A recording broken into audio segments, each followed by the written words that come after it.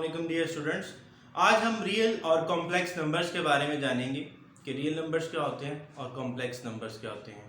और इनको real numbers तो हम देखें जानते हैं, स्टार्ट से बचपन से इनको स्टडी करते आए हैं, जैसे 1 2 3 4 5 ये रियलिटी में एग्जिस्ट करते हैं, तो इसलिए हम इनको रियल नंबर्स कहते हैं। लेकिन आज हम समझेंगे और जानेंगे कि कॉम्प्लेक्स नंबर्स क्या होते हैं और ये किस तरह से वजूद में आए। लेट सपोज हम एक एक्सप्रेशन ले लेते हैं जिसको हम कहते हैं X square plus 1 is equal to 0। अब हम जब इसको सॉल्व करेंगे, सिंप्लीफाई करेंगे, तो X square is equal to -1। अब देखा जाए तो एक्स स्क्वायर की वैल्यू क्या है? -1। लेकिन -1 रियलिटी में एग्जिस्ट नहीं करता। अब अगर हम x की वैल्यू निकालना चाहेंगे तो हम कह देंगे x इज इक्वल टू √-1। जब दोनों साइड्स पे अंडर रूट रहेंगे तो हमारे पास यहाँ पे ये वैल्यू आएगी। बट हमारे पास माइनस साइन का अंडर रूट लेने मतलब हमारे पास ऐसा कोई सिस्टम नहीं था जिसकी मदद से हम इसका अंडर रूट ले सकें या इसकी एग्जैक्ट वैल्यू जान सकें। लेकिन मैथमेटिशियंस ने इस पे काम किया, मजीद इस पे वर्कआउट किया और उन्होंने एक नई सीरीज ऑफ नंबर्स जो है उसको इंट्रोड्यूस करवा दिया, जिसको हम कहते हैं कॉम्प्लेक्स नंबर्स, ताकि हम नेगेटिव जो नंबर्स हैं उनका भी अंडर रूट ले सके। हमने इस नंबर को सपोज कर लिया कि that is called iota and it is equal to under root -1। अगर हम देखें, इसको नाम दे दिया गया आयोटा का, इसको रिप्रेजेंट कर दिया गया आई से, और इसकी वैल्यू अगर देखा जाए तो that is equal to under root -1। Mathematicians ने इस तरह की एक लंबी सीरीज जो है वो इंट्रोड्यूस करवा दी ताकि हम लिमिटेड ना रहें बट अपने जो नेगेटिव नंबर्स हैं उनका भी अंडर रूट मालूम कर सकें। अब इसी तरीके से इसकी डेफिनेशन की तरफ चलते हैं कि कॉम्प्लेक्स नंबर्स की डेफिनेशन क्या है। A number of form a plus b iota where a and b are real numbers. Real numbers 1 2 3 4 are the real numbers, and iota is equal to under root -1 is called complex number and is represented by z. अब हमारे पास जो ये form है इसको हम कहते हैं complex number की फॉर्म। अब इसके अंदर दो चीजें a और b, इन दोनों को हम कहते हैं रियल नंबर्स, जबकि ये आयोटा जो है दैट इज इमेजिनरी पार्ट। हमने एक चीज को इमेजिन कर लिया कि इसकी वैल्यू हमारे पास यही आ सकती है, इसके अलावा इसकी वैल्यू हम अखज़ नहीं कर सकते। तो ये जो इमेजिन हमने कर ली वैल्यू, इसको हमने नाम दे दिया आयोटा का, तो इस वैल्यू को हम कहेंगे इमेजिनरी पार्ट या इमेजिनरी वैल्यू और इमेजिनरी नंबर। आप इसको कुछ भी इस तरीके का नाम दे सकते हैं। और इस फॉर्म को हमने कह दिया कॉम्प्लेक्स नंबर।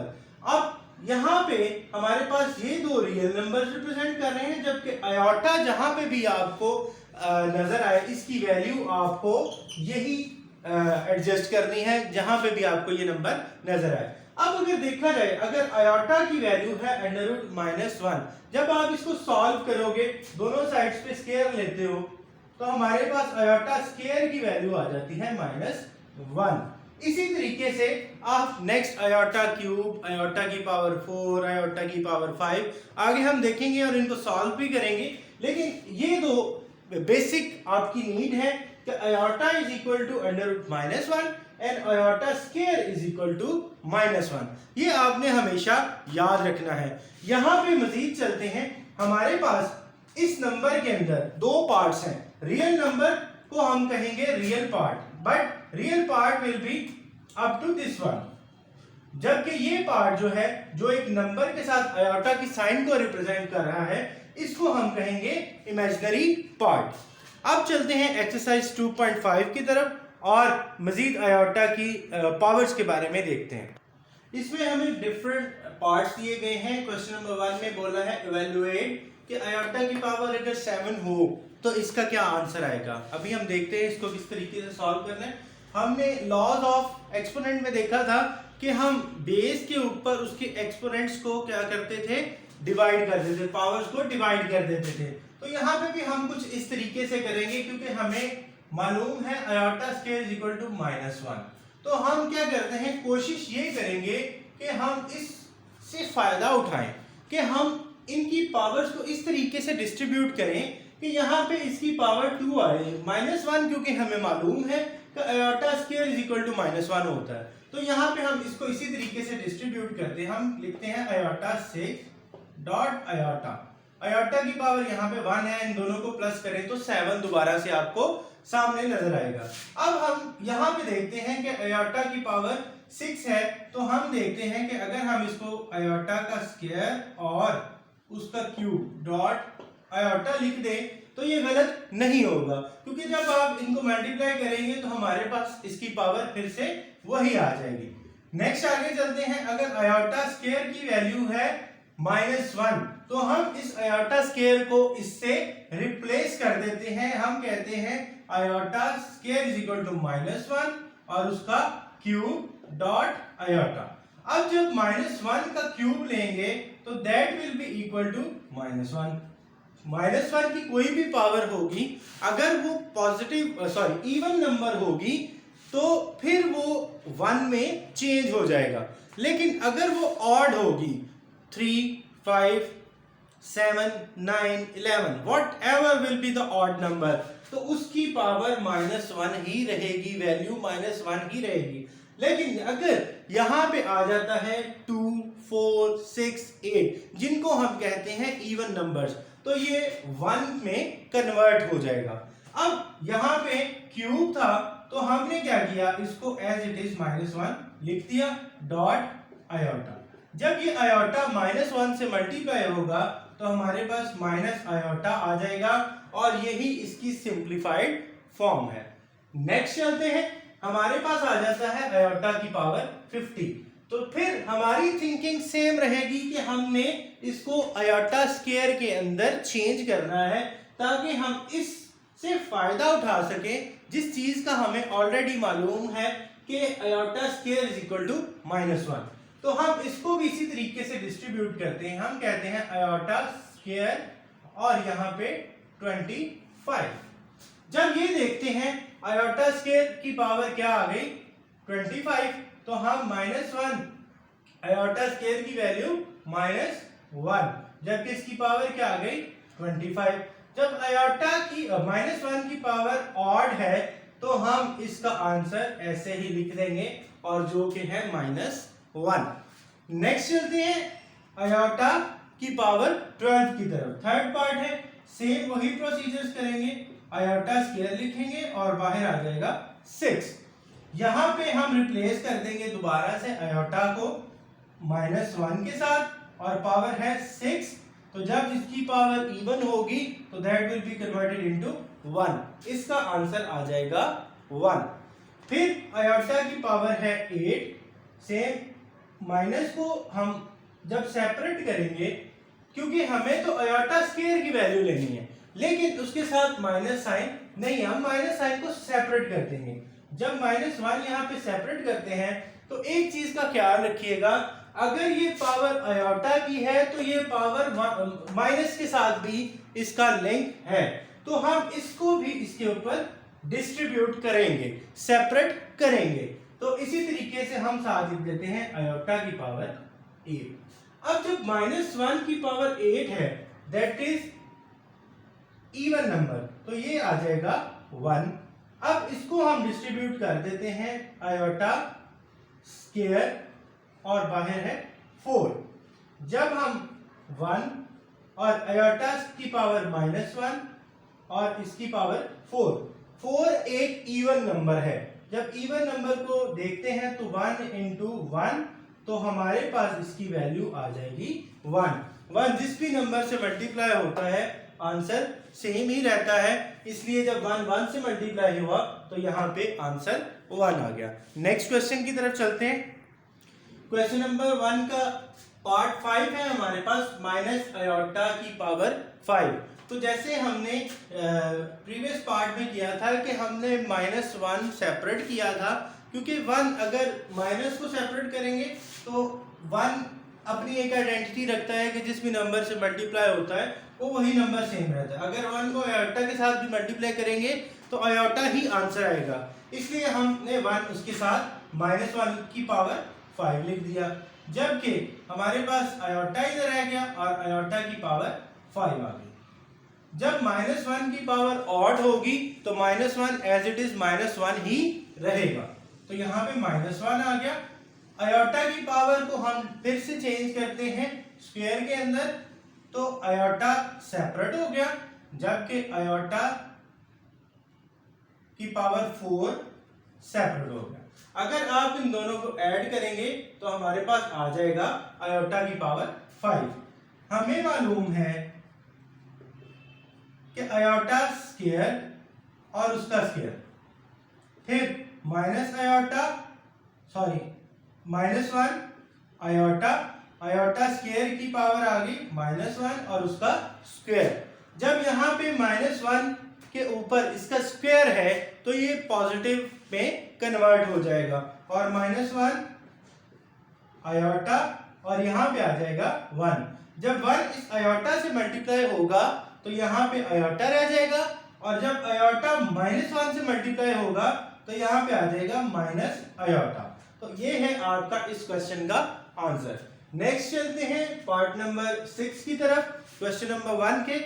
यहाँ पे इसकी पावर हमें दी गई है 27। तो एज इट इज जैसे हम लास्ट पार्ट्स के अंदर इसको कन्वर्ट करते रहे हैं वैसे ही हम इसको भी डिस्ट्रीब्यूट करते हैं। यहाँ पे आ जाएगा आयोटा की पावर 26 डॉट आयोटा, यहाँ पे इसको फिर करेंगे आयोटा स्क्वायर और यहाँ पे 13 आ जाएगा। 2 को 13 से मल्टीप्लाई करेंगे तो 26 आ जाएगा डॉट आयोटा। यहाँ पे आयोटा स्क्वायर की वैल्यू आ जाएगी -1 और उसकी पावर 13 और डॉट आयोटा। अब जब -1 की पावर 13 है तो 13 आपको मालूम है एक ऑड नंबर है, तो ऑड नंबर जब होता है तो -1 एज इट इज -1 आ जाएगा और साथ में आयोटा आ जाएगा।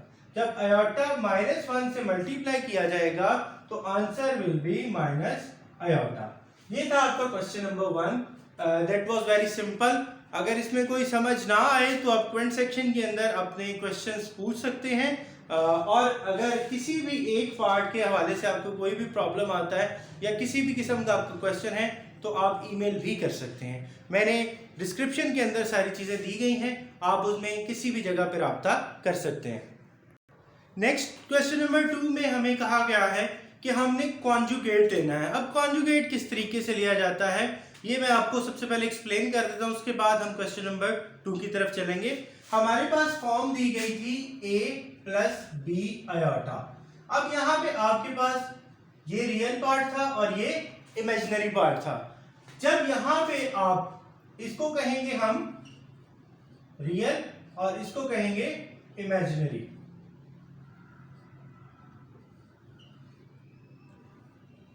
एक था हमारे पास रियल पार्ट और दूसरा था इमेजिनरी पार्ट। अब इन दोनों के जब आप देखते हैं तो इसके साथ पॉजिटिव है, इसके साथ पॉजिटिव है, बट ये एक जनरल फॉर्म है। अब हम कॉन्जुगेट जब लेते हैं तो दैट इज वेरी सिंपल। आपने क्या करना है, इस इमेजिनरी पार्ट का जो साइन दिया गया होगा अगर वो पॉजिटिव है तो उसको नेगेटिव कर देंगे, अगर नेगेटिव है तो इसको पॉजिटिव कर देंगे। बट आपने तमाम तर क्वेश्चंस में सबसे पहले कोशिश करनी है कि अगर तो उसकी सिमेट्री इससे मिल रही है, अगर तो वो इस फॉर्म के अंदर है तो दैट इज ओके, अगर नहीं है तो कोशिश करनी है कि पहले आप उसको इस फॉर्म a + b आयोटा की फॉर्म में लेके आए और उसके बाद उसका सोल्यूशन जो है वो करेंगे तो आपको प्रॉब्लम नहीं आएगी। लेकिन अगर आप इसको मतलब इस फॉर्म में नहीं लेके आएंगे तो मे बी आप क्वेश्चन के अंदर कुछ गलती कर जाएं। तो सिंपली आपने सिर्फ और सिर्फ आपने इमेजिनरी पार्ट का जो साइन है वो चेंज करना है। उसका जो अगर पॉजिटिव है तो उसको नेगेटिव लिख देना है और अगर नेगेटिव है तो उसको पॉजिटिव साइन में चेंज कर देना है। इसके अलावा आपने कॉन्जुगेट के अंदर कोई चेंजेस नहीं करनी। जो भी आपको फॉर्म दी गई हो आपने इस फॉर्म के अंदर सबसे पहले उसको कन्वर्ट करना है और उसके बाद आपने उसके इमेजिनरी पार्ट का जो साइन है वो चेंज कर देना है। तो वो जो चेंजेस होंगे उसको हम कहेंगे कॉन्जुगेट। अब चलते हैं क्वेश्चन नंबर 2 की तरफ। क्वेश्चन नंबर 2 में वो कहता है right the conjugate of the following numbers. तो अभी हमने डिस्कस किया है कि कॉन्जुगेट किस तरीके से लिया जाएगा। तो यहाँ पे आप देखें तो आपको a प्लस बी आयोटा की फॉर्म नजर आ रही होगी। ये देखें a प्लस बी आयोटा, अगर देखेंगे तो ये फॉर्म बिल्कुल इसके साथ मैच कर रही है। तो हमने कहा था कि हमने इस पार्ट को, रियल पार्ट को नहीं छेड़ना, जबकि हम इमेजिनरी पार्ट का क्या करेंगे, सिर्फ और सिर्फ साइन चेंज करेंगे। तो हम इसी को आगे लेके चलते हैं। z is equal to 2 plus 3 iota. जब इसका कॉन्जुगेट लेंगे तो ये आ जाएगा 2 माइनस 3 आयोटा। ये हमारा क्या है, कॉन्जुगेट है। अब यहाँ पे क्या हो गया, ये हमारा क्या है, कॉन्जुगेट है। जब देखेंगे तो z इसको रिप्रेजेंट करेंगे z के साथ, और जब उसका कॉन्जुगेट लेंगे तो ऊपर एक छोटी सी बार लगा देंगे ताकि आपको मालूम हो कि हमने इसका कॉन्जुगेट लिया है। अब यहाँ पे देखें तो यहाँ पे z bar is equal to 2 minus 3 iota. अब नेक्स्ट चलते हैं तो इसको भी, ये भी देखें तो a माइनस बी आयोटा की फॉर्म में है। जब इसको आप इसका कॉन्जुगेट लेंगे तो आ जाएगा 3 प्लस 5 आयोटा। अब नेक्स्ट चलते हैं पार्ट 3 की तरफ। यहां पे आपके पास इमेजिनरी पार्ट तो है बट रियल पार्ट आपको नहीं मिला, तो अब इसकी फॉर्म को सबसे पहले चेंज करेंगे। हम कहते हैं z is equal to 0 minus iota. अब ये आपको सेम इसी फॉर्म के अंदर आपने इसको चेंज कर दिया। जब यहां देखेंगे तो अब हम इसका जब लेंगे कॉन्जुगेट तो ये आ जाएगा 0 प्लस आयोटा। इसी तरीके से हम यहाँ पे आते हैं। यहाँ पे हमारे पास फॉर्म दी गई है -3 प्लस 4 आयोटा, जो कि सेम इसी जनरल फॉर्म के साथ मैच करती है। तो हम इसको भी रिप्रेजेंट करते हैं -3 एज इट इज रहेगा, जबकि इमेजिनरी पार्ट प्लस है तो ये माइनस हो जाएगा और 4 आयोटा आ जाएगा। इसी के बाद आगे चलते हैं। हमारे पास फॉर्म है -4 माइनस आयोटा। जब इसका कॉन्जुगेट लेंगे तो आ जाएगा -4 प्लस आयोटा। नेक्स्ट आगे चलते हैं तो हमारे पास 2 प्लस 0 आयोटा। जब इसका कॉन्जुगेट लेंगे तो यहां पे आ जाएगा 2 माइनस 0 आयोटा। तो इस तरीके से आपने कॉन्जुगेट लेने हैं, और बहुत ही इजी से आपको एक सिर्फ पॉइंट आप याद रखेंगे कि इमेजिनरी पार्ट जो भी होगा जिसके साथ आयोटा लिखा होगा उसकी वैल्यू को हम चेंज करेंगे, उसके साइन को चेंज करेंगे तो हमारे पास उस नंबर का कॉन्जुगेट आ जाएगा। अब चलते हैं क्वेश्चन नंबर 3 की तरफ। Right the real and imaginary part of the following. अब यहाँ पे आपको उन्होंने कुछ फॉर्म्स दिए हैं, कुछ क्वेश्चंस दिए हैं, पार्ट्स हैं, जिनके अंदर आपने सिर्फ ये बताना है और कुछ भी नहीं करना। सिंपली आपको ये मालूम होना चाहिए कि इसमें से रियल पार्ट कौन सा है और इमेजिनरी कौन सा है। तो सबसे पहले आपको बता चुका हूँ ऑलरेडी, बट फिर रिपीट किया जाता हूँ कि जो रियल नंबर्स हैं उनको हम रियल पार्ट कहते हैं, जबकि जब जिस नंबर के साथ आयोटा आएगा उसको हम इमेजिनरी पार्ट कहते हैं। तो यहाँ से हम इनको आइडेंटिफाई करेंगे कि कौन सा रियल पार्ट है और कौन सा इमेजिनरी पार्ट है। अब यहाँ पे देखें तो यहाँ पे 1 प्लस आयोटा दिया गया है। आपने कोशिश ये करनी है कि इनको इस फॉर्म में अरेंज कर लेंगे तो आपको बिल्कुल प्रॉब्लम नहीं होगी। आपको बिल्कुल अच्छे से मालूम होगा कि ये रियल पार्ट है और ये इमेजिनरी पार्ट है। तो यहाँ पे देखें तो a प्लस बी आयोटा की फॉर्म में ही ये है। तो यहाँ पे देखा जाए तो 1 इज रियल पार्ट और जो इमेजिनरी है उसके साथ भी 1 है, सिंगल आयोटा लिखा हुआ है, तो इसलिए यहाँ पे रियल जो पार्ट है उसका भी आंसर 1 और जो इमेजिनरी पार्ट है वो भी 1 है। जब चलते हैं क्वेश्चन पार्ट नंबर 2 की तरफ, यहाँ पे सेम यही हमारे पास इसकी सिमेट्री है, इसलिए हमें प्रॉब्लम नहीं है। तो यहां से हम बिल्कुल क्लियरली देख सकते हैं कि -1 is the real part and 2 is the imaginary part. Same इस जगह पे चलते हैं तो यहाँ पे हमारी सिमेट्री इससे मैच नहीं कर रही, तो हम पहले इसको चेंज कर लेते हैं। हम लिख देते हैं 2 माइनस 3 आयोटा। जब इसको इस तरीके में लिखा जाएगा तो आपको इजीली पता चल जाएगा कि a प्लस बी आयोटा की फॉर्म में है ये। तो जब आपने इसको चेंज किया तो रियल पार्ट इज 2, इमेजिनरी है वो -3 3 है। फिर चलते हैं पार्ट 4 की तरफ। बहुत आसान क्वेश्चंस है, लेकिन मैं सारे आपको इसलिए करवा रहा हूं ताकि आपको किसी किस्म की प्रॉब्लम बाकी ना रहे। फोर्थ पार्ट की देखते हैं तो सेम हमारा यही सिमेट्री इससे मैच कर रही है। तो यहाँ पे -2 is the real part and -2 जो है वही हमारे पास इमेजिनरी पार्ट है। नेक्स्ट चलते हैं तो आगे हमारे पास आ जाता है 3 आयोटा। अब हमारे पास यहाँ पे इसके साथ अगर इस फॉर्म को मैच करेंगे तो हमारे साथ इसकी फॉर्म मैच नहीं कर रही, तो हम लिख दें अगर 0 - 3 आयोटा, तो हमारे पास इस फॉर्म को देखें तो 0 - 3 आयोटा a + b आयोटा की फॉर्म के साथ मैच कर रहा है। तो हमें मालूम करना बहुत आसान हो जाएगा कि यहाँ पे real part is 0 and imaginary part is -3। लेकिन अगर आपको बहुत अच्छे से मालूम है कि जिस नंबर के साथ आयोटा है वो इमेजिनरी पार्ट है और जिसके साथ आयोटा नहीं है that is the real part, तो आप बड़ी आसानी से बगैर इनकी फॉर्म चेंज किए भी इनको मालूम कर सकते हैं। अब यहाँ पे देखें तो ये फॉर्म ऑलरेडी इसके साथ मैच कर रही है, तो 2 is the real part and 0 is the imaginary part. तो ये था आपको क्वेश्चन नंबर 3। उसके बाद चलते हैं क्वेश्चन नंबर 4 की तरफ। क्वेश्चन नंबर 4 इस एक्सरसाइज का लास्ट क्वेश्चन है, जिसके अंदर वो कहते हैं find the value of x and y if x plus iota y plus 1 is equal to 4 - 3 iota. तो ये कुछ क्वेश्चंस हम पीछे करके भी आए हैं चैप्टर नंबर 1 के अंदर कि हम हमेशा सिमिलर टर्म्स को इक्वल करते हैं।